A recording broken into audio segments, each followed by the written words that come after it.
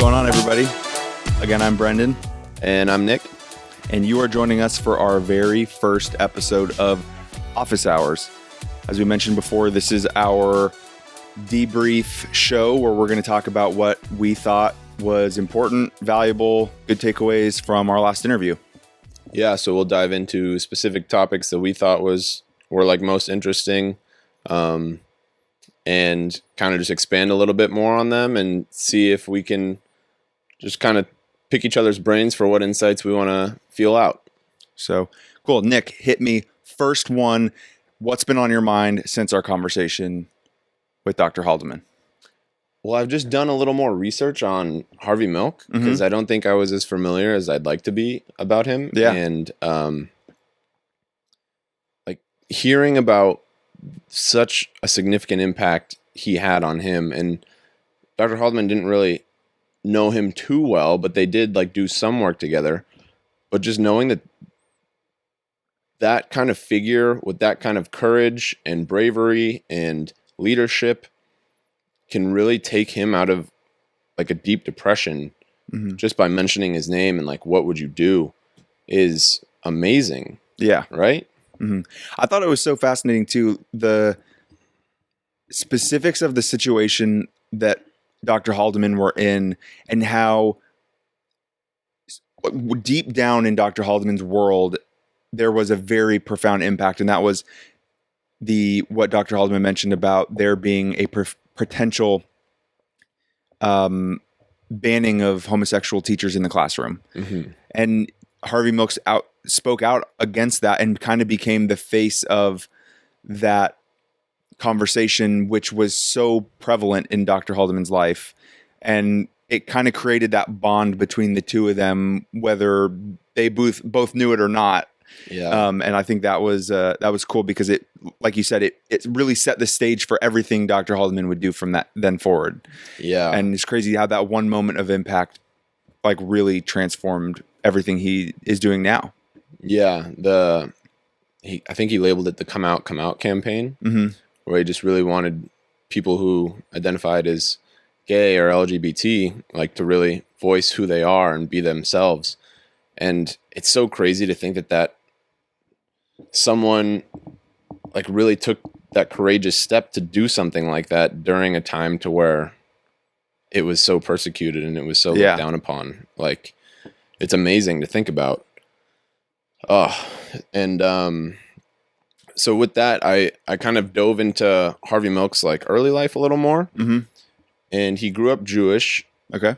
And his father was typical patriarchal father, a lot of masculine traits. So he felt like he needed to live up to this reputation of being this strong man. And really this shadowed the side of his sexual orientation.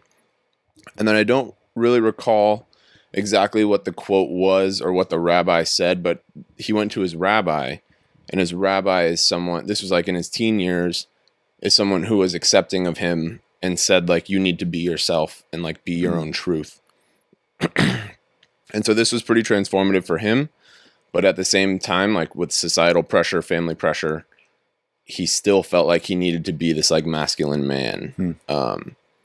And he actually was like pretty conservative for a while. He worked on Wall Street in New York. And from there, something happened. I'm not an expert on this. Don't quote me on any of these things, but he really came to like really find out his identity, and just really own his identity. And him taking that step, I feel like we think of like a later part in his life being in his 30s or in his 40s to make a push to be in politics and do something is just amazing. To go from all these different things that shape you think you have to be this one like portion of yourself and neglect everything else, but then really come around to say, hey, this is who I am, and this is who I know that other people are struggling with this as well.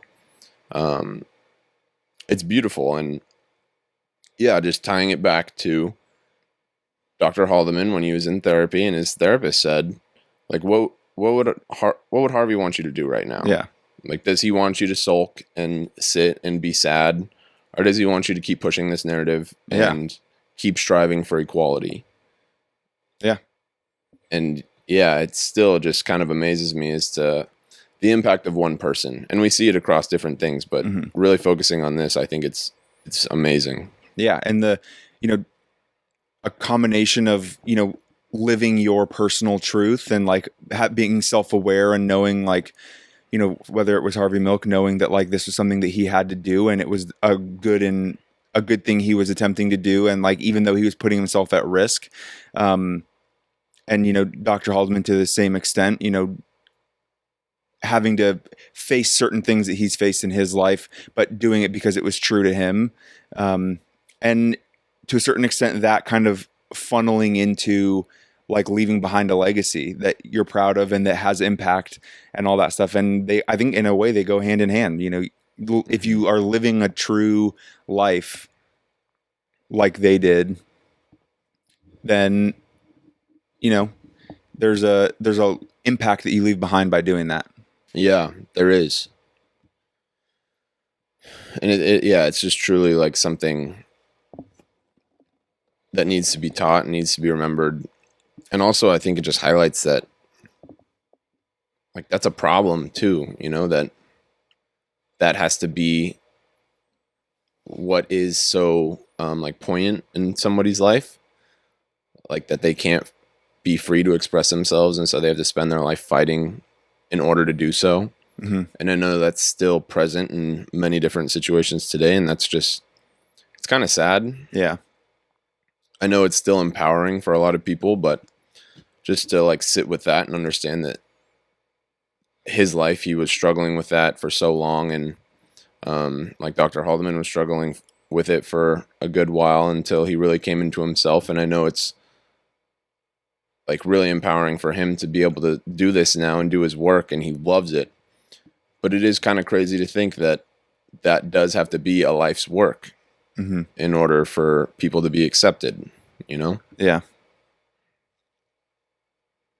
Man, well, definitely a great first conversation. I think that was a huge takeaway because and I think I'm interested to see where these future conversations go, because I think to a certain degree, some person, like a singular person and maybe a singular event or circumstance that involves that person, for a lot of people who have these very like mission-driven narratives, is going to be a common theme. So I'm interested to see where other people have, specific individuals that they draw inspiration from when they start to talk about their own stories. Yeah, I am too. I think that will be fascinating. Yeah. Was there anything else that you really took away?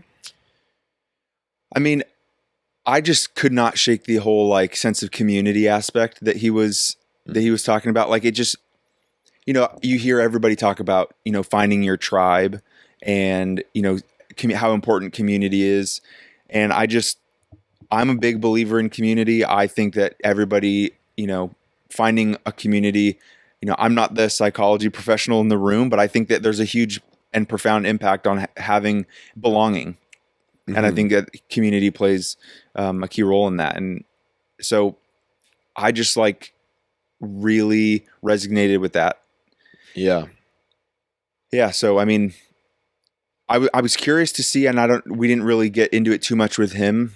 And you look at the research and it's all over the place, right? Like you find some person who says one thing, somebody else who says another, but I'd be curious how much, like integrating somebody into a new community that's like really supportive, and what the role that has on, improving outcomes on mental health, or, kind of buffering people from negative mental health, like implications that could be in their life. Yeah. I mean, what do you know about that from some of your studies and the work that you do?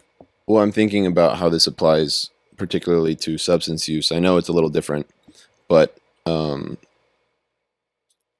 learned a lot about substance use recently, and just from other professionals in the field who talk about it. We'll link a TED talk by somebody who really explains it really well. His name's Johan. I forget his last name. But he talks about how substance use and addiction, we think about it pretty wrong. Like we think about the physiological addiction, and that's definitely very real. Not taking away from that at all. But we forget to think about like, why are people using substances? And it's not just the physiological addiction. It's they're lacking connection in their life. They're lacking some sense of meaning. And so that a lot of people turn to substances to really escape that, avoid pain. And it makes sense, right? Yeah. Like it's a coping mechanism. And so like you're saying, like this sense of community is so important because it's what we need. We're all social beings. And so connecting with others, finding a space to where we feel welcomed and comfortable and loved, can really provide us with that security in knowing that, hey, like I'm here, I have a purpose, I have meaning, and I'm going to live my life to hopefully help others find that meaning. And I think that's what we're seeing with Dr. Haldeman, is that once he found that sense of community, he wanted to expand that community as much as he can. Yeah. So that other people who felt outcasted, felt shadowed, can really find themselves like he did. And it's like the sense of community, I think, lies at the heart of a lot of problems in our world. Yeah. And as you talked about this more, I'm curious about what your thoughts are of the impact of the pandemic on our sense of community, being trapped in our houses and seeing that people want to go out so bad and they're doing so. Like what is this doing to us? Well, so there's a pretty interesting research study that was done, not like more of like an epidemiological. Say that 10 times. But yeah, so they did some observational studies at the Harvard Divinity School.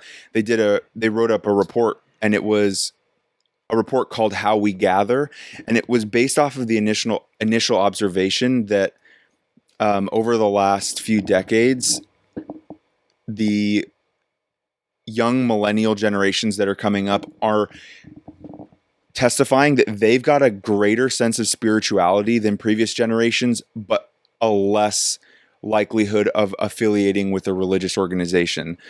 So they kind of did this research to figure out, okay, well, if they're expressing this sense of spirituality, where are these people congregating, if not at the traditional places like churches where they used to? And they wrote this really interesting report. And I mean, it's really all around, like in the report, they give a couple companies and businesses and organizations and whatever that are the leaders kind of right now in like creating these kind of community gatherings for people to come together. And they're, some of the hallmarks of these types of organizations are things like community, a positive sense of social, like pressure, me wanting you to do better. So I'm going to put pressure on you to be your best self. And they found a bunch of these different organizations that are doing that. And I think, much like right now, how we're not able to go to churches, well, all these different organizations where people are finding these senses of community are shut down right now. And I mean, I don't know where this is going with, people who can't get their community like cravings that they need, but I do think that there's a lot of people who are going to negatively be impacted by it. I mean, I know one of the crazy like stats I heard is that like liquor stores are open, but AA meetings are shut down. Like that is ridiculous. And that's like an extreme version of somebody who needs and relies on their community who isn't able to have access to it. Yeah. So I think, everything from that to, I mean, schools are a community. A lot of people find their community within their tribe of friends at school, and teachers are in a teacher cohort, and that's a community. Employees are in a community, and now they're being told they have to work in isolation. And when I am on a chat room with my coworkers, it's not the same as working with them face to face. So I think not only will it be interesting to see how these communities are impacted negatively, but I also think there's going to be some opportunity to create some positive changes in the way communities are. Maybe neighborhoods of people who live near each other start to have to come together in cohorts of sorts. And I think there's opportunity for there to be changes, but I think it's something that we need to have as people. Yeah. Yeah, I agree. And you touched on the AA meetings. Like, those are so important for a lot of people. Yeah.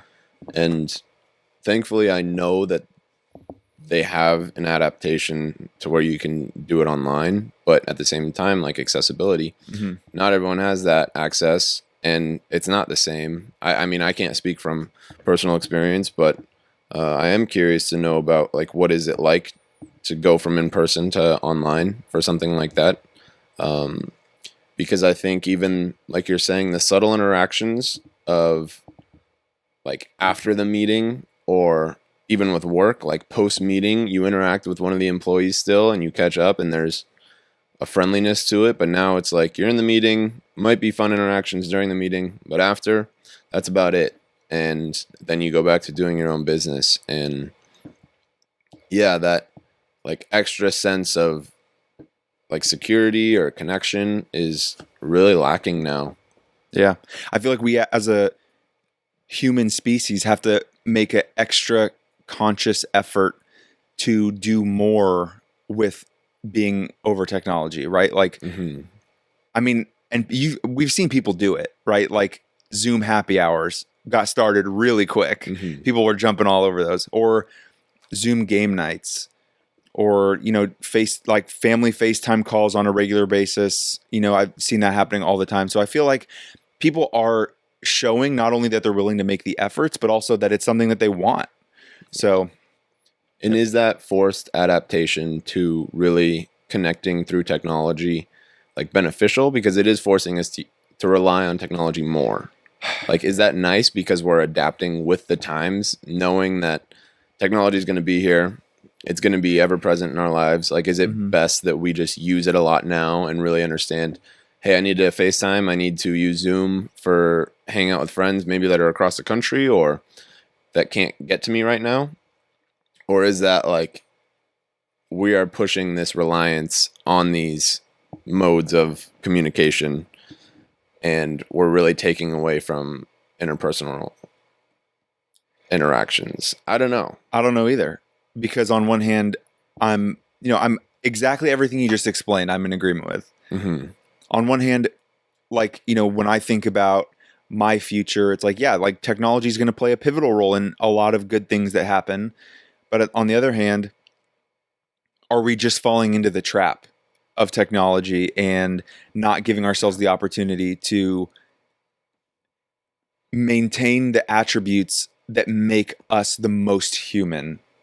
You know, how far are we able to deviate and adapt away from some of these core attributes of people that technology is trying to, like, you know, it takes the place of, and it's changing the way we interact? Are we as people able to adapt enough for the new normal and all of that? Or do we need to be hanging on to like the small community interaction that I think, you know, people have been gathering in communities, in person, small groups towards a common goal, you know, all of these different things since they were hunter-gatherers, like thousands of years. So like, are we really able to do that digitally for the first time ever, not in real life? I don't know that we know the answer. You know, I mean, who knows? Maybe we can look back and somewhere in history when the telephone was created, there was something similar, and we made it and we adapted. But the scary thing will be how quickly things are going to change now, because when today we have Zoom meetings, this is only going to further push virtual reality meetings. And that distortion of what's real and what's not real is a whole nother scary topic that could further, you know, desensitize us. And I mean, who knows? Maybe that plays with our emotions and our sense of sanity and all that other stuff. Yeah. On that topic, I actually just saw a video that this guy pre-recorded all of his responses to what he knew he was going to have to say in a Zoom meeting and just played those back. and people did not catch on. And it's like, yes, he's not going to do this every time because it took a lot of time for him to record all these, and then he still had to monitor like when he'd play them. But yeah, to a certain extent, if I'm sure there's somebody who could definitely automate these responses and have it be like you're not even at work. And yeah, what is real, what isn't. Yeah. So I'm hopeful that it's a positive adaptation, forcing us to really cope with what's going on, and we're just doing what we need to do. And that once things get back to like normal, I guess, that we will hopefully find that sense of community. But also just in the US with the political divisiveness, community is looking very different right now. Yeah. I mean, and at the end of the day, I'm optimistic, you know. I don't think, you know, I heard Gary Vaynerchuk say it on one of his videos before, but people are undefeated and we always find a way to do what we need to do to survive. And like he, in the example when he was talking about it, he's using the example of like, we have so much capacity for nuclear war to decimate people on this planet. And like, we haven't done it yet. Yeah. Like we've been talking about this for years. Like there's all kinds of missile crises, and, you know, Russia has this, Hong Kong, Korea has that, whatever it is. You know, there's a reason why people don't want to just do that to one another. And it's because at the end of the day, we are kind of this community of humans in the world. And I don't think we want to cause each other harm. And because of that, I think we'll get out of it okay, but we're going to have to learn some stuff, and there may be hardship to get through it. Yeah.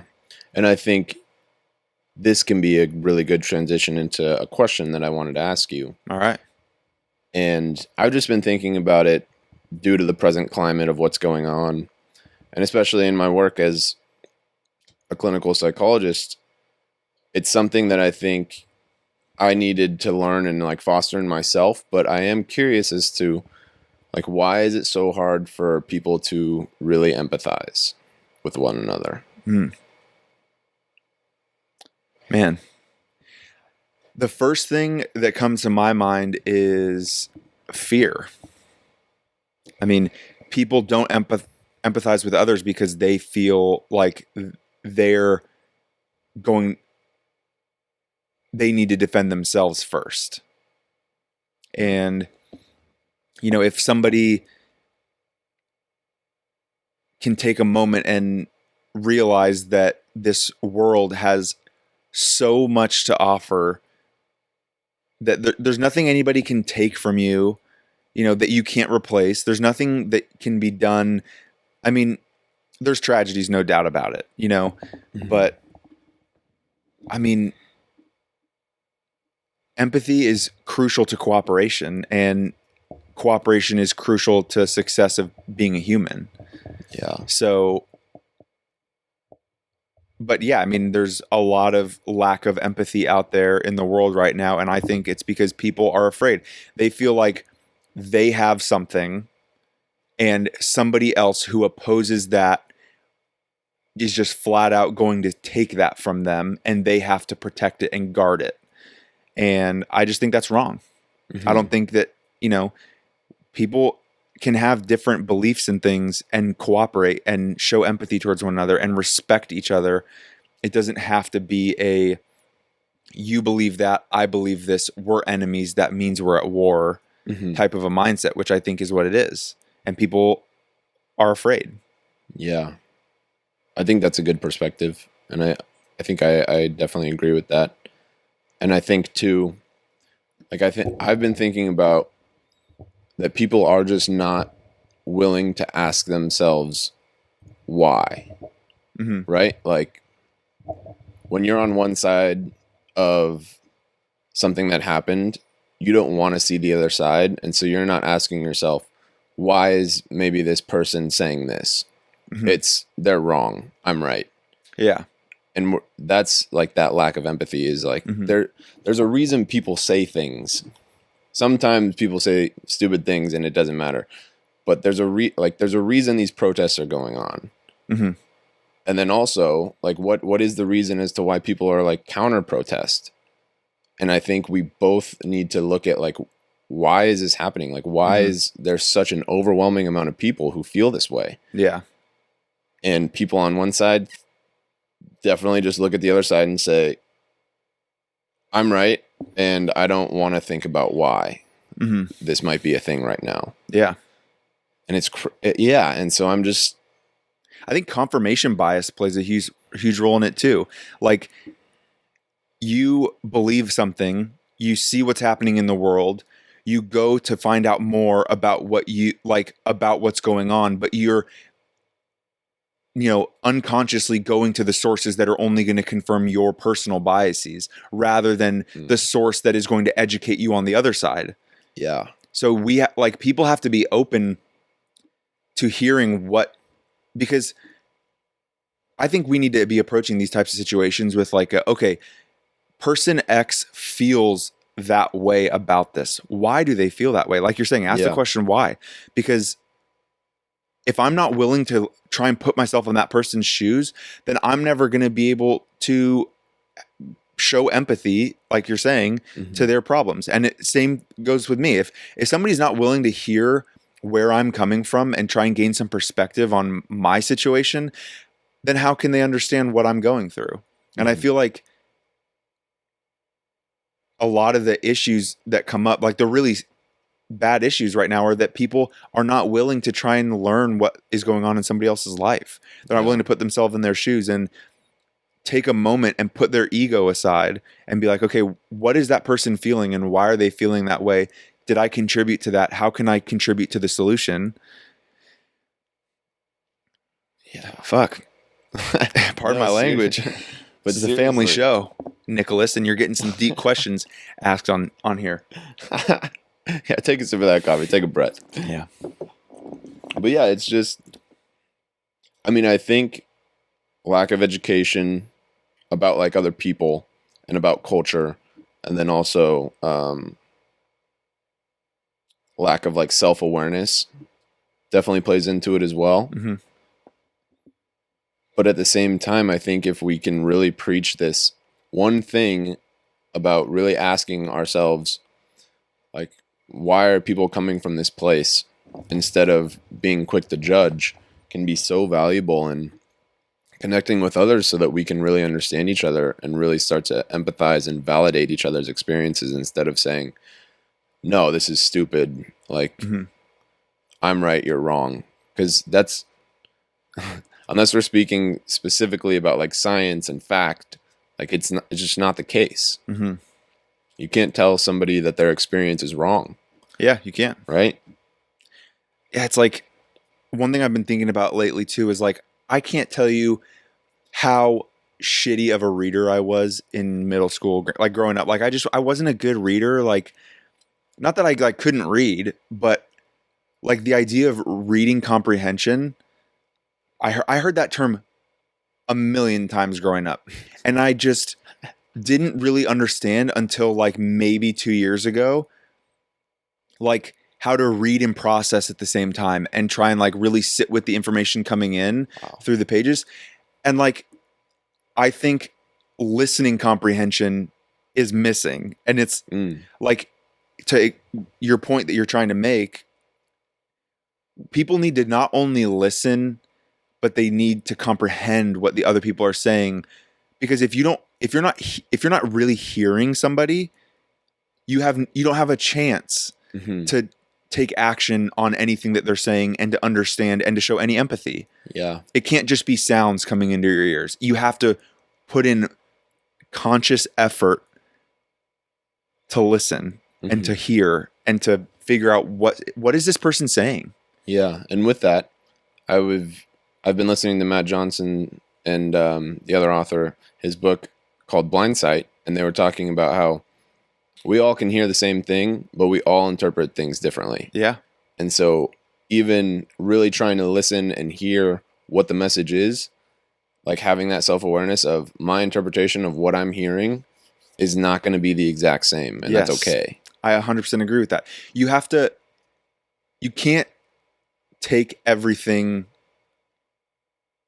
as 100% truth just because you heard it or you see it, right? Like there's a healthy level of skepticism that I think, like you're saying, if we hear the same thing, I need to hear what I heard, but I also need to know that you may not have heard it that way. And if I can appreciate and respect that you're going to have a different perspective, then you and I can have a healthy conversation about what's really going on. And maybe we both learn something from one another and exchange perspectives. Yeah. Like that's the beauty of the human mind, right? Is that we can interpret things differently and then hopefully collaborate with each other and build upon an idea or a thought and get to a point to where we were like, are both really dissecting something and really understand it at that point. Yeah. But yeah, I think that is so true. I feel like I was being taught that I needed, because my reading comprehension was bad. Like I remember in all my like statewide testing, it was definitely the lowest. Oh yeah. And I was a terrible test taker. Right. And it was